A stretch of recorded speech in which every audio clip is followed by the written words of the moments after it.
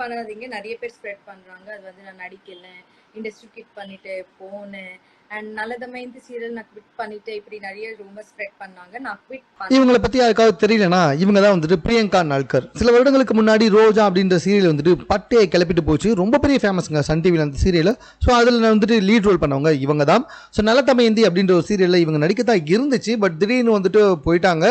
இப்போ அதுக்கான ஒரு எக்ஸ்ப்ளனேஷன் கொடுத்துருக்காங்க. அது மட்டும் கிடையாது, என்னை பற்றின ரூமர்ஸை கிளப்பி விடாதீங்க அப்படின்ற மாதிரிலாம் வந்துட்டு திடீர்னு வந்து ஒரு வீடியோ போயிட்டுருக்காங்க. லைவ்லேயே வந்துட்டு இதை பற்றி பேசியிருக்காங்க.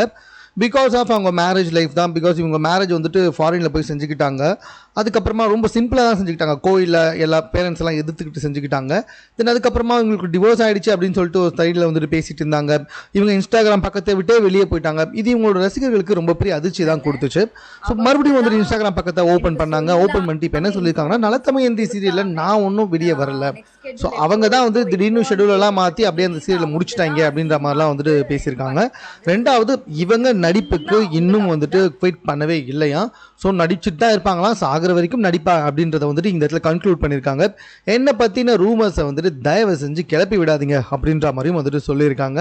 ஸோ ரூமர்ஸ் யார் கிளப்பினாலும் வந்துட்டு அது என்னை பாதிக்கும். தயவு செஞ்சு ரூமர்ஸை கிளப்பாதீங்க. நான் நடிச்சுக்கிட்டே இருப்பேன் அப்படின்னு சொல்லியிருக்காங்க. தமிழில் வந்து இவங்களுக்கு படிக்க தெரியாதுன்றதும் சொல்லியிருக்காங்க. இவங்களை பொறுத்த வரைக்கும் தமிழ் பேச தெரியுமா, படிக்க தெரியாதான்.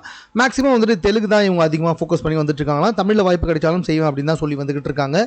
இப்போது திடுதிப்புன்ட்டு நலத்தமயந்தி சீரியல் முடிஞ்சு கொஞ்ச நாள் ஆகுதோ, திடுதிப்புன்னு இப்போ வந்து எதுக்காக இவங்க இப்படி பேசிகிட்டு இருக்காங்கன்றது எனக்கு புரியல. அதாவது இவங்களுக்கு இப்போ வாய்ப்பு கிடையாது. அதுக்கு காரணம் வந்துட்டு பார்த்தீங்கன்னா, இவங்க நடிப்பையே வந்துட்டு குவிட் பண்ணிட்டாங்க. ஸோ இவங்க லைஃப்பில் நடந்த சில மோசமான விஷயங்களால் வந்துட்டு நடிக்கிறதே நிறுத்திட்டாங்க. அப்படி இப்படி நிறைய வந்து செய்திகள் வந்ததுனால இவங்களை அடுத்தடுத்த சீரியலில் வந்துட்டு யாருமே கமிட் பண்ணாமல் இருந்தாங்க. இவங்களை அப்ரோச் பண்ணாமல் இருந்தாங்க. இப்போ வந்துட்டு அதுக்கு விடை கொடுக்க மாதிரி தான், இல்லை நான் நடிச்சுக்கிட்டே தான் இருப்பேன் அப்படின்ற மாதிரி வந்துட்டு சொல்லியிருக்காங்க. விச் மீன்ஸ் இப்போ உங்களுக்கு சீரியலில் வாய்ப்பு இல்லை. ஸோ தயவு செஞ்சு நான் நடிக்க ரெடியாக தான் இருக்கேன், எந்த சீரியலாக இருந்தாலும் என்னை அப்ரோச் பண்ணுங்கள் அப்படின்னு சொல்கிறதுக்காக தான் இந்த வீடியோவை வெளியிட்டிருக்காங்க. ஸோ தமிழில் எந்த தப்பும் இல்லை அப்படின்றதையும் வந்துட்டு இந்த வீடியோவில் வந்துட்டு சொல்லியிருக்காங்க. இந்த வீடியோ தற்போது இவங்க ரசிகர்கள் நடுவில் ஒரு மிகப்பெரிய அதிர்வலையை ஏற்படுத்திருக்கு. ஏன்னா இவங்க நடிக்கவே மாட்டாங்க இதுக்கப்புறம் அப்படின்னு நினச்சிருந்தாங்க. இல்லைங்க நான் நடிப்பேன், அது என்னை பற்றின வந்த ரூமர் தான் அப்படின்ற மாதிரி தான் இந்த வீடியோவில் சொல்லியிருக்காங்க. இது சம்மந்தமாக அவங்க கருத்து என்னன்றதை நீங்கள் கமெண்ட்டில் தெரியப்படுத்துங்க. மேலும் இது போன்ற செய்திகளுடன் கூட தெரிந்து கொள்வதற்கு சென்னை சேனலை சப்ஸ்கிரைப் பண்ணுங்கள்.